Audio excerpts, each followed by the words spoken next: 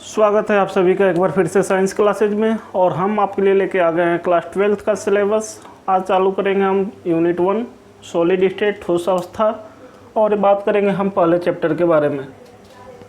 तो आप लोगों से बताना चाहूँगा कि अगर आप एनसीईआरटी पढ़ रहे हैं तो आप एनसीईआरटी बुक अपना खोल लीजिए, सॉलिड स्टेट पहला चैप्टर, और साथ में एक कॉपी पेन ले लीजिए कि जो चीज़ें आप यहाँ पढ़े उसको नोट डाउन करें, तो एक बार आपका रिवीजन भी हो जाएगा। और अगर भविष्य में आपको ज़रूरत पड़ती है तो आप उस चीज़ को रिवीजन कर सकते हैं उस कॉपी के माध्यम से। तो आप अपनी भाषा में लिखेंगे तो और आसान होगा आपको समझना। तो चलिए शुरू करते हैं। सॉलिड स्टेट की बात करते हैं हम। सॉलिड अवस्था किसी पदार्थ की बात की जा रही है यहाँ पे, और किसी पदार्थ की अवस्था 3 भागों में बांटते हैं हम, ठोस, द्रव और गैस। ठोस अवस्था के बारे में इस चैप्टर में पढ़ना है पूरी तरीके से। ठोस को पढ़ने की ज़रूरत क्यों पड़ती है, तो हमें पता है कि हम अपने आसपास जिन चीज़ों से भी डे टू डे लाइफ में जो भी चीज़ें यूज करते हैं तो अधिकतर चीज़ें ठोस होती है। या हम जब भी एटम की बात करते हैं तो हमारे पीरियोडिक टेबल में बहुत सारे मोस्ट एलिमेंट जो हैं वो सारे ठोस ही हैं। तो जब हम इस पार्ट को पढ़ेंगे तो और अच्छे से हम उस एटम या अपने पीरियोडिक टेबल में एलिमेंट या अपने सराउंडिंग में जो भी ठोस है उसके बारे में जान पाएंगे। तो आप इस चैप्टर का महत्व समझते होंगे। 4 नंबर का आपके एग्ज़ाम में आता है, तो आप फोकस बना के चलिए इस चैप्टर को तैयार करिए हमारे साथ। आइए शुरू करते हैं।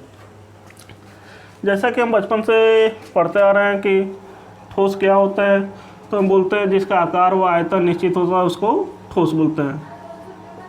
तो हम बोलते हैं डेफिनिट शेप होगा और volume. Definite shape and volume, जिसका आकार व आयतन दोनों क्या हो, निश्चित हो, तो उसको हम क्या बोलते हैं, ठोस।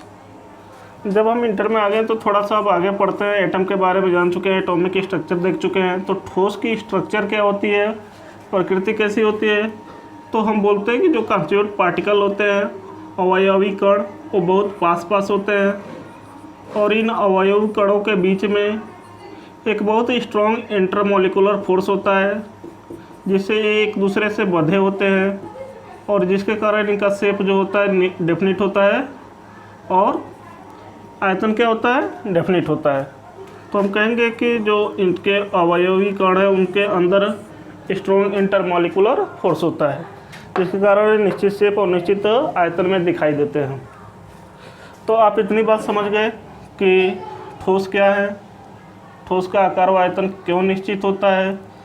अब क्या जितने ठोस हम डे टू डे लाइफ में देखते हैं वास्तव में वो सारे ठोस ही होते हैं कि कुछ अलग होते हैं। तो इस चीज़ को जानने के लिए जैसे हम एक रबड़ का एग्जांपल ले लें या ग्लास का ले लें, तो क्या बोलेंगे कि ये ठोस है कि नहीं है।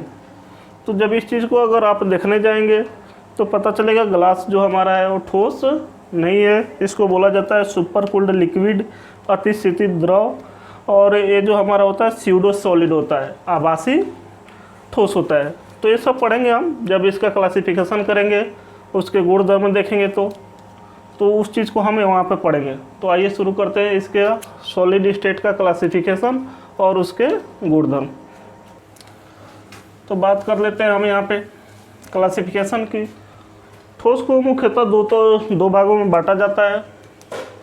जो हमारे पास ठोस होते हैं 2 रूपों में पाए जाते हैं।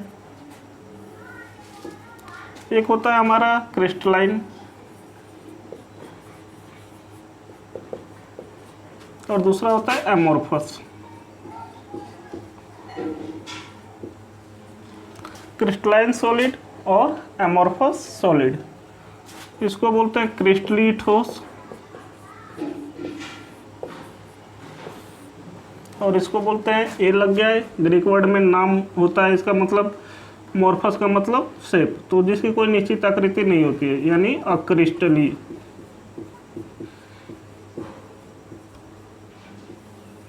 क्रिस्टली ठोस और अक्रिस्टली ठोस। अब हम बात करेंगे क्रिस्टली ठोस की और अक्रिस्टली ठोस के इसके गुणधर्म के बारे में। तो सबसे पहला जो गुणधर्म देखते हैं, क्रिस्टलाइन ठोस जो होता है वो हमारा क्या करता है क्रिस्टलाइन ठोस जो एक लॉन्ग रेंज ऑर्डर दर्शाता है। लिख लेते हैं बारी बारी से। इसमें जो होता है वो होता है शॉर्ट रेंज ऑर्डर, दोनों चीज़ें साथ साथ लिख रहा हूँ। दीर्घ परासी व्यवस्था, और ये होता है हमारा लघु परासी व्यवस्था। अगर इसको बना के देखें तो अगर हम मान लो यहाँ पे NaCl ले रहे हैं तो NaCl क्या होगा, तो NaCl लगातार क्या होगा, NaCl NaCl NaCl ऐसे चलता जाएगा एक क्रम में, और ये लॉन्ग रेंज तक चलता है। इसमें क्या होता है, जैसे रबड़ का एग्जाम्पल ले लो तो कुछ पार्टिकल यहाँ होंगे, कुछ यहाँ, तो कुछ यहाँ, कुछ यहाँ, ऐसे करके इसके पार्टिकल एक शॉर्ट रेंज में ही दिखाई देते हैं। तो आपको समझ में आ गया कि पहला। दूसरी चीज़ अगर इसमें देखें तो ये क्या होता है, ये होता है आयन आइसोट्रोपिक, और ये होता है हमारा आइसोट्रोपिक। अब आयन आइसोट्रोपिक, आइसोट्रोपिक क्या है, तो इसको हम बोलते हैं विषमदैशिक।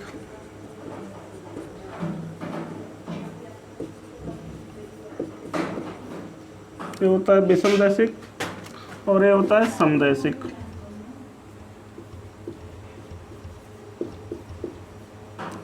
विषमदैशिक और समदैशिक का मतलब क्या है, तो विषमदैशिक समदैशिक को ऐसे समझेंगे आप, आयन आइसोट्रोपिक विषमदैशिक यानी विभिन्न दिशाओं से अगर हम किसी क्रिस्टलाइन ठोस के गुण धर्म को देखें तो हर दिशा में वो अलग अलग गुण प्रदर्शित करता है, इसी कारण इसको आयन आइसोट्रोपिक या विषमदैशिक बोला जाता है। जबकि हमारा लघु परासी व्यवस्था होने के कारण अगर किसी भी दिशा से इसके गुण धर्म को देखें तो मोस्ट ऑफ जो गुण धर्म होंगे इसके वो सभी दिशाओं से समान होते हैं, इसीलिए इसको आइसोट्रोपिक बोला जाता है। बस इतनी सी बात है। अगला अगर हम देखने जाएं तो इसका जो मेल्टिंग पॉइंट होगा क्रिस्टलाइन ठोस का वो शार्प होता है, शार्प मेल्टिंग पॉइंट होता है, और इसका जो होता है एक रेंज में होता है। जो मेल्टिंग पॉइंट होगा वो क्या होगा, एक रेंज में होगा। अब कैसे समझेंगे, तो मान लीजिए कोई ठोस है और वो जाके 100 डिग्री सेल्सियस या 102 डिग्री सेल्सियस पे मेल्ट होना चालू होता है, तो एग्जैक्ट 102 डिग्री पे अगर मेल्ट होता है तो सारे के सारे जो उसके एटम वो सभी 102 डिग्री पे मेल्ट हो जाएंगे। जबकि रेंज की बात करते हैं एमोर्फस में तो क्या होगा, हो सकता है 100 से 105 के बीच में हो सकता है 105 से 110 के बीच में हो। तो इसका जो मेल्टिंग पॉइंट होगा एक निश्चित बिंदु ना होकर क्या होगा, एक रेंज में होगा। तो ये होगा हमारा एक और अंतर। इसके बाद हम बात कर लेते हैं, अगर किसी धारदार हथियार से हम अगर किसी क्रिस्टलाइन ठोस को हम कट करते हैं बीच में से या कहीं से भी, तो जो उसकी सतह मिलेगी वो बहुत ही चिकना मिलेगी। जबकि अगर हम बात करें एमोर्फस की, तो जो यहाँ पे अगर धारदार हथियार से इसकी सतह को काटे तो इसकी सतह क्या होगी, खुरदुरा होगी, अनइवन सरफेस मिलेगी। अगर अगली बात करें तो ये हमारे जो होते हैं इसको हम बोलते हैं ट्रू सॉलिड, और इसको हम बोलते हैं pseudo solid.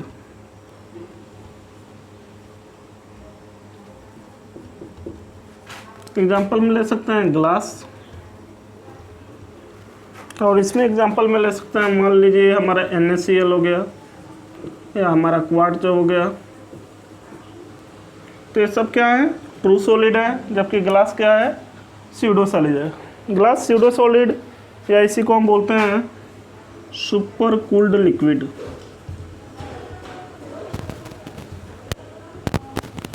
Super cooled liquid, अति शीतल द्रव। तो इसी कारण अब क्या होता है, जैसे मान लीजिए बहुत अगर कोई कांच का खिड़की बना है और बहुत पुराना हो गया है, तो क्या होगा, अगर बहुत दिनों के बाद अगर उसको ऑब्जर्व करें आप ध्यान से, या किसी जगह घूमने गए जैसे मान लीजिए लाल किला या किसी जगह, तो उसकी अगर सतह की खिड़की सतह देखेंगे तो जो हमारा ग्लास होगा ऊपर से पतला होगा और नीचे क्या होगा, मोटा होगा, क्योंकि धीरे धीरे वो कण वो नीचे बढ़ते जाते हैं। यानी जैसे पानी फ्लो होता है वो ऊपर से कण नीचे फ्लो होता है, जबकि ठोस में ऐसा नहीं होता है। तो इसी कारण इसको सुपर कूल्ड लिक्विड बोला जाता है, और इस स्यूडो सॉलिड बोला जाता है, यानी झूठे ठोस होते हैं। जबकि ट्रू सॉलिड हमारे क्या होता है, तो उसमें कणों की एक दीर्घपरासी व्यवस्था होती है, अनआइसोट्रोपिक होते हैं, शार्प मेल्टिंग पॉइंट होता है और ट्रू सॉलिड होता है। तो ये हो गया हमारा दोनों में अंतर, और ये सारे एग्जाम्पल हमारे पास मौजूद हैं। तो आप एक बार नोट करना चाहें तो नोट कर लीजिए। अब हम बात करते हैं कि इस चैप्टर में हमें पढ़ना क्या है। तो इस चैप्टर में हमें क्रिस्टलाइन सॉलिड के बारे में ही पढ़ना है, एमोर्फस के बारे में नहीं पढ़ना है। तो क्रिस्टलाइन सॉलिड की हम बात करेंगे, एमोर्फस की बात अब आगे नहीं करेंगे। बस आप इसको एक याद रखिएगा कि यहाँ से अगर ये ऐसा है तो एक ऐसा होता है। इन दोनों में अंतर आप तर्क करके निकाल सकते हैं, कोई उतना मुश्किल काम नहीं है। बात करेंगे आगे अब हम क्रिस्टलाइन सॉलिड की। तो अब बात कर लेते हैं क्रिस्टलाइन सॉलिड कितने प्रकार के होते हैं, कितने भागों में बांटते हैं उसको। तो अभी यहाँ पे जो बात करेंगे हम किसकी बात करेंगे, क्रिस्टलाइन सॉलिड की। क्रिस्टलाइन सॉलिड को मुख्यतः 4 भागों में बांटते हैं। बारी बारी से इन चारों को पढ़ेंगे हम। क्रिस्टलाइन सॉलिड जो होता है, पहला हमारा हो जाता है मॉलिक्यूलर सॉलिड, दूसरा हो जाता है हमारा आयनिक सॉलिड, तीसरा हो जाता है मेटॉलिक सॉलिड, और चौथा हमारा हो जाता है कोवैलेंट सॉलिड, इसको हम बोलते हैं नेटवर्क सॉलिड।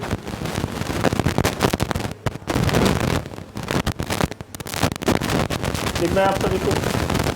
मॉलिक्यूलर जैसा नाम है, आणविक ठोस।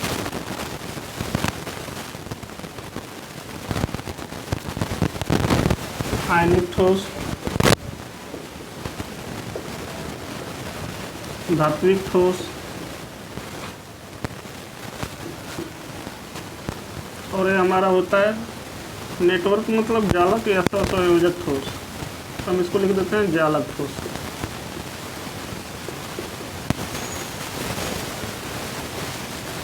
अगर आप इंग्लिश में लिखना चाहते हैं इंग्लिश में लिखिए, हिंदी में लिखना चाहते हैं हिंदी में लिखिए।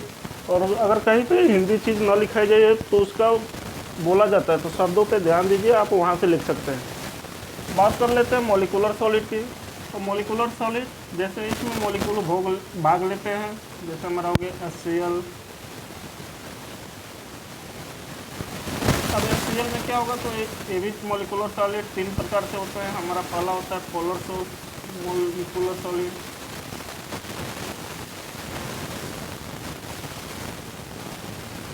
दूसरा होता है नॉन पोलर, और तीसरा होता है हाइड्रोजन बॉन्डेड मॉलिक्यूलर सॉलिड। अब इसको समझते हैं। पोलर मॉलिक्यूलर सॉलिड क्या होता है, तो पोल मतलब ध्रुव कब बनते हैं, जब इलेक्ट्रोनेगेटिविटी का डिफरेंस आता है।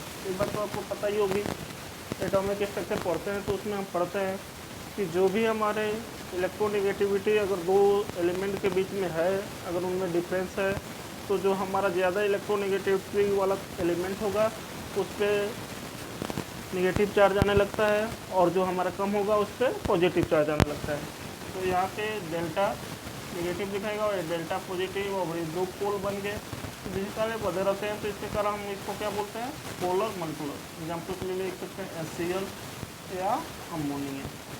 क्योंकि इसके भी हमारे पास क्या होता है, लोन पेयर होता है। नॉन पोलर में क्या होगा, फिर से वही इलेक्ट्रोनेगेटिविटी का डिफरेंस नहीं होगा। तो मान लीजिए क्लोरीन का ठोस हो गया, हाइड्रोजन का ठोस हो गया। हाइड्रोजन बॉन्डेड में क्या होगा, तो सबसे बढ़िया एग्जाम्पल है H2O। हाइड्रोजन मौजूद होगा, साथ में लोन पेयर होगा, तो हाइड्रोजन क्या होगा, उस लोन पेयर से बॉन्ड बनाता है, जिसको हम क्या बोलते हैं, हाइड्रोजन बॉन्डिंग। आयनिक ठोस की बात करें तो इसमें हम एग्जांपल में देख लेते हैं NaCl, इस पर प्लस होता है, इस पर माइनस होता है। धात्विक ठोस की बात करें तो आयरन हो गया, कॉपर हो गया, हमारे पास निकिल हो गया। ये सब हमारे कितने जो भी मेटल है जो इलेक्ट्रॉन लूज करते हैं, और दूसरे जो हमारे उसके दूसरे एटम होते हैं उस इलेक्ट्रॉन को ग्रहण करते हैं, जिससे मेटॉलिक बॉन्ड बनता है। ये भी एटॉमिक स्ट्रक्चर की बात है, तो भी आप पढ़े होंगे। जालक ठोस में क्या होता है, तो जालक ठोस में नॉन मेटल जो होते हैं आपस में बॉन्ड बनाते हैं, जैसे हमारे क्या हो गया, फिर तो भाई Cl2 की बात कर ले अगर, तो ये हमारे सभी क्या होंगे, जालक ठोस। तो आप यहाँ से समझ जाएंगे कि आणविक ठोस क्या है, आयनिक ठोस क्या है, धात्विक ठोस क्या है, जालक ठोस क्या है। अब इनकी बात करते हैं कि कंडक्टिविटी कैसी होती है, क्योंकि ठोस से हम कंडक्टर बनाते हैं। तो चूंकि यहाँ पर सभी नॉन मेटल है तो हमारा क्या होता है, बैड कंडक्टर। इसमें इलेक्ट्रॉन बहुत ज़्यादा मात्रा में पाया जाता है तो ये बहुत बढ़िया कंडक्टर होता है, तो इसको हम बोलते हैं गुड कंडक्टर।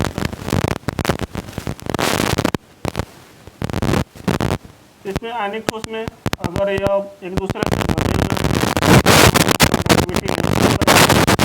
एक्वस फॉर्म में आ जाए तो ये अपने आयन में टूट जाए और उस समय इलेक्ट्रॉन इस कारण एक्वस में क्या होगा, गुड कंडक्टर होता है। और ये हमारा आणविक ठोस होता है तो इसमें कभी कभी दिखाई देता है, कभी कभी दिखाई नहीं देता है, तो इसको हम बोल देते हैं हाँ कंडक्टिविटी दिखा सकता है। डिपेंड करता है हमारा क्या कि